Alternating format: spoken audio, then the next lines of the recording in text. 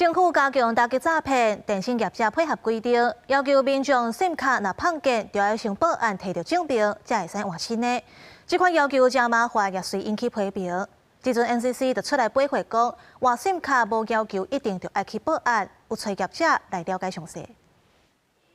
民众甲电信问市无用得办门号买手机啊，但是若要补发信卡，即摆有可能都要走一逝警察局。有电信业者伫问市打出公告，若是民众的信卡碰去，本地过去只要提出相证件就会当补办，但即摆都要先去警察局报案，摕到碰去的证明，业者才会受理补卡，即嘛引发民众的关注。会稍微有点扰民这样子，因为本来是蛮直觉的一个，就是拿自己现有的证件就可以去办妥一件事，我还要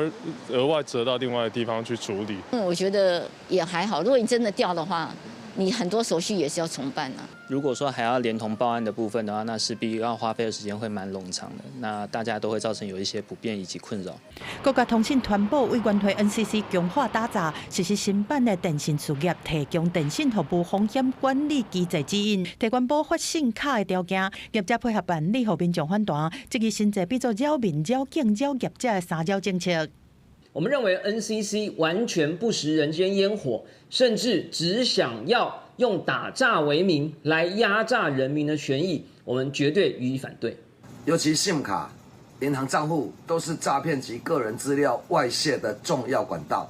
因此这些防诈必要措施需要民众的配合。调查的看法无同款，柯志坚认为讲，防诈措施需要民众的配合。挂如果是大美政府打诈无够力，颠倒把打诈的责任转予人民。对这 NCC 是随澄清讲，民众要换还是要补发信卡的时阵，电信事业应该请用户说明申请目的和原因，而且提供证明资料。业者照 KYC 来做审核，并无要求一定要报案。